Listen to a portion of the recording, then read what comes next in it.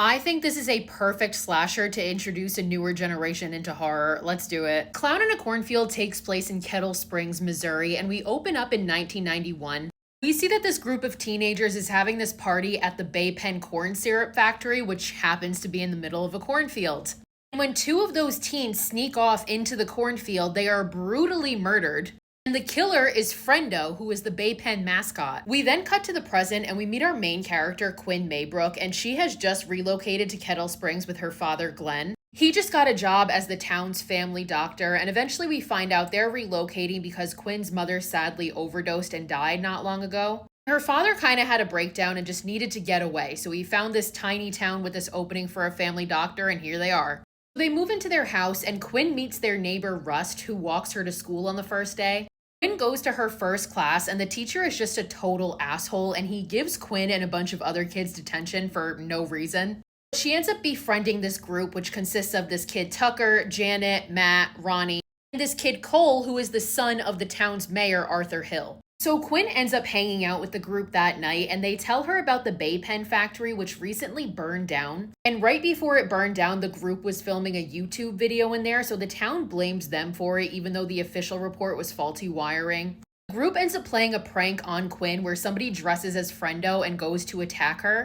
As Quinn is watching this video back later, she looks in the background and sees another Friendo watching them.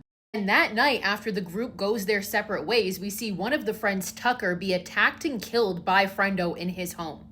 So the next day is the Kettle Springs Founders Festival, which is a huge event in this town.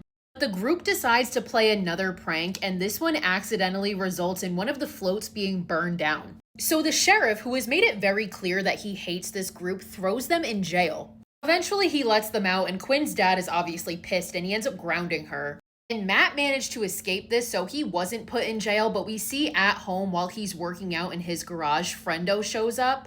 And he puts a hacksaw on the weight bar and just shoves it down on top of Matt and decapitates him. So Cole and Quinn obviously kind of like each other, and he ends up convincing Quinn to sneak out and go to a party with him that night in the cornfield. Two of them run off and start to hook up in a shed, but Cole gets really uncomfortable, so Quinn leaves. She runs into Janet and Ronnie, and they watch as this girl stumbles out of the cornfield with an arrow in her back and collapses. At first, they think it's a joke until Friendo comes out of the corn with a crossbow and starts attacking everybody. So everybody is trying to run away as Friendo is shooting arrows at them when suddenly Russ shows up and shoots Friendo with his shotgun and kills him. And they think they're safe until suddenly like 10 other Friendos emerge from the cornfield. You got Friendos with chainsaws. You got Friendos with axes. They're fucking everywhere, and the group is surrounded. Rust is able to shoot at another Friendo and literally blows his hand clean off. And the group, which consists of Janet, Ronnie, Cole, Rust, and Quinn, run into a nearby shed, but the Friendos surround them and start breaking down the walls. Rust and Cole are arguing as they're trying to figure out the next move, and at this point we understand that they were together before. And Quinn is like, oh, that makes sense. They find a tunnel in the shed that leads out into the field, and Rust stays behind to detonate this makeshift bomb that they make, and the others make it out. They eventually stumble out into the road where they see a car coming, and it ends up being the sheriff, but he doesn't believe them and he arrests Cole. Now, as this has all been going on, we see that Quinn's dad has realized that she's not home, so he went to go find her, but he has been ambushed by another Friendo. He brings him into his doctor's office where he finds the other Friendo that's had his hand blown off, and he forces Glenn to work on him so he doesn't die. But Glenn is way smarter than these fucking idiots, and he manages to distract the Friendo that is holding him at knife point and stab him in his neck with his own knife. So the three girls run back into the cornfield because they know there's a house not far and they're going to try and make it there. But sure enough, the Friendos find them. One of them cuts through Ronnie with his chainsaw and kills her. Quinn and Janet reach the farmhouse, but there's another Friendo already in there, and he attacks them and impales Janet with a pitchfork. He literally lifts her up to the ceiling with it onto a light and also electrocutes her at the same time. It's crazy. Quinn manages to kill that Friendo, but then she gets into a car outside that's only stick shift, which she can't drive, and 3 other Friendos capture her. When Quinn wakes up, she is in what's remaining of the Bay Pen factory, surrounded by Friendos. It's at this point the Friendos reveal themselves. And the main one, who is the ringleader of all of this, is Cole's dad, the mayor, Arthur Hill. Another one is the sheriff. Another one is the teacher that had hated the kids earlier. Everybody in the town is involved in this. And Arthur reveals that the reason that they're doing this is because they know that the kids were responsible for the factory burning down, and that place was the livelihood for a lot of citizens of Kettle Springs.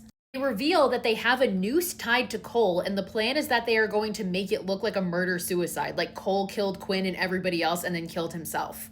The sheriff goes to shoot Quinn, but before he can do that, Glenn motherfucking Maybrook drives his car through the factory. In the process of doing this, he manages to take out 2 of the friendos. The sheriff chases Quinn, but she manages to take a cattle prod and shove it down his mouth and kill him. Now, as this is all happening, Cole is standing on the car that Glenn drove through, and that's the only way he's surviving. But Arthur drives the car away, escaping and also leaving his son hanging. Arthur also reveals to Cole that he was actually the one that burned down the Bay Pen factory to get the insurance money. But sure enough, Rust survived, and he comes in the nick of time and shoots the rope with his handy-dandy shotgun again. He saves Cole, the 2 of them kiss. The 4 of them escape and make it to a car, which is stick shift, and Quinn's dad decides to teach her how to do it right there and then. But there is one friendo left standing, the teacher from the beginning, and Quinn runs him over and he dies. We then cut to 1 year later, and we see that Glenn is running for mayor of Kettle Springs, and Quinn is going off to college. Cole and Rust show up to say goodbye to Quinn, and they also gift her this self-defense baton. And as Quinn is driving away, she sees a Bay Pen music box in her back seat. She promptly throws that bitch right out the window, and the movie ends.